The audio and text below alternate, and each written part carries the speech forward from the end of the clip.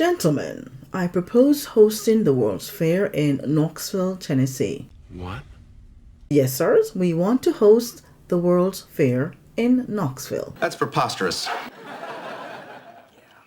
Then Knoxville was like, Do me a favor.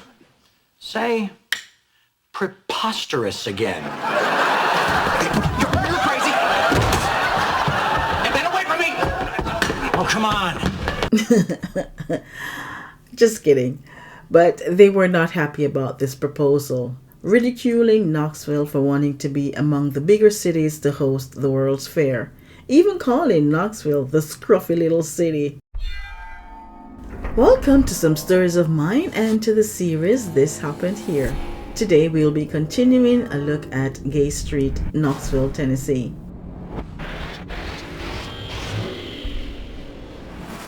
If you're here for the first time, let me tell you what we do here. We travel anywhere to find amazing, weird, or even frightening stories and share them with you. You will hold a shotgun seat in the car as we drive to these places and get to hear all these stories. If that appeals to you, click the subscribe button and the drop down bell, and like and share these videos, just cause it makes me feel good. Anyway, back to the story.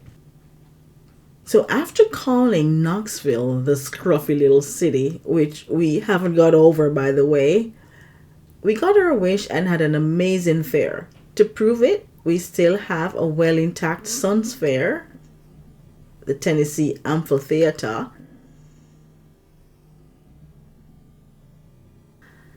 a 216 cubic foot Rubik's Cube, and the Foundry, formerly known as the Straw Horse Restaurant, to prove it.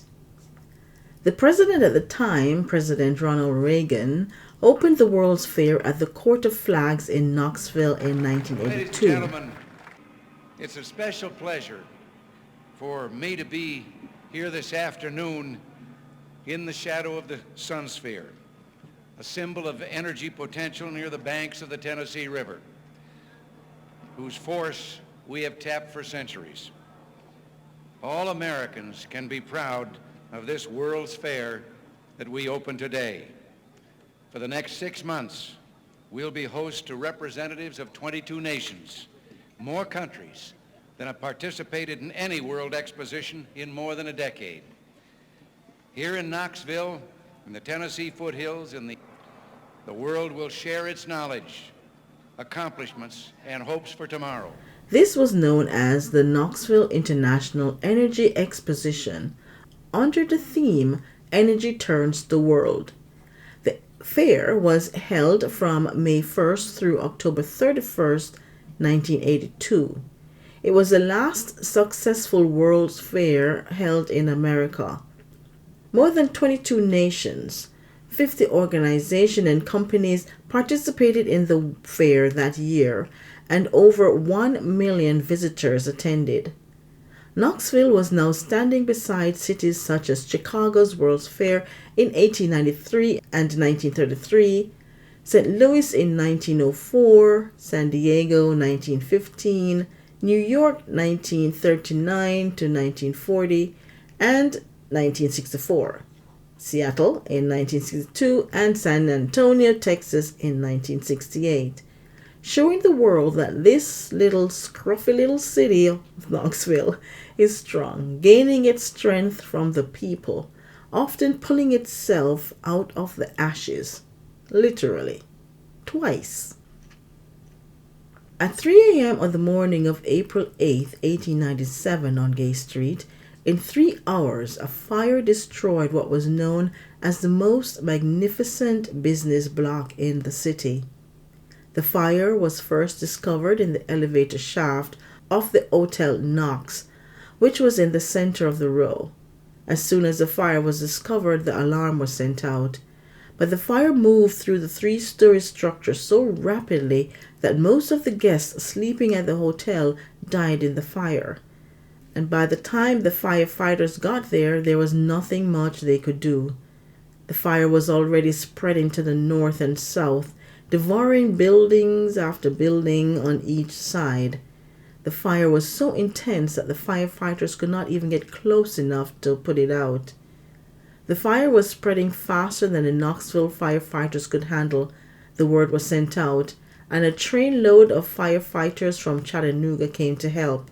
The truck sped towards Knoxville, covering 111 miles in 1 hour and 45 minutes. By the time they got there, the fire was finally under control, but by then the fire destroyed 14 buildings and had badly damaged 18 others. Many people died in that fire, and more than half a dozen states mourned the loss of family members and friends. The loss reported from the businesses from that fire was in the amount of $1 million, giving it the name the $1 Million Fire. Within 5 years, all these businesses had rebuilt bigger and better, proving the resilience of the people of Knoxville. Gay Street rose from its ashes then and had to do it all over again after the fires of 1904 and the one on July 22nd, 1974, which I will tell about right now. In the wee hours of Sunday, July 22nd, 1974, smoke was discovered coming from the rear of the Revco drug portion of the terminal building. The firefighters were on the scene and setting up in about 2 minutes. They moved in from the front and back of the building, trying to extinguish the fire. But soon after, the fire chief noticed the first floor was about to collapse and ordered the men out. In under a minute, the roof caved in, sending mushroom clouds out the front and back. 2 of the men were thrown from the front of the building and sustained injuries. The rest of the men were not hurt. By the time the fires were out, the terminal building was a burnt-out shell, and the adjoining stores on the north, the Knox, and the south, the Hall Brown building, were severely damaged by smoke and water. The second floor in the Knox, Mass General, caved in. The remains of the terminal building was ordered demolished that day. After a thorough investigation and tips from residents, it was found that a 19-year-old man by the name of Jerry Wayne Penley, a former city employee, was the one who had set the fire. He was a pyromaniac, setting little fires all over the city. He was arrested the next day. The fire of 1974 was reported to have cost $3.5 million in damages. Today, the empty spot remains where the terminal building once stood as a vacant reminder of what was. Nonetheless, Gay Street in Knoxville rose even from those ashes to host the World's Fair in 1982. I used to work corporate 1 block over from Gay Street, and I don't know if many of you can feel a city, but each city I visit has a feel to it, or brings forth a feeling inside me. Like in New York, I get the feeling that anything is possible, or in Atlanta, the feeling of everything is possible. In Nashville, I get the feeling that the possibilities are endless. But the first time I traveled on Gay Street, it was like a good life is possible. Only those who can feel it will understand what I'm talking about. If you want to learn more about these stories, please check out the Calvin M. McClung Historical Collection and KnoxvilleLowStandFound.com. I will leave the links in the description below. These are very interesting, and you should check them out. Anyway, folks, that is the end of that. Next week, we will explore the underground Gay Street. I was shocked to learn of this, and I'm sure some of you will be too. Remember to love yourself and others, like, subscribe, share, comment, all of that. And as the people from down south would say, let me let you go. And I will catch up with you next week. Bye.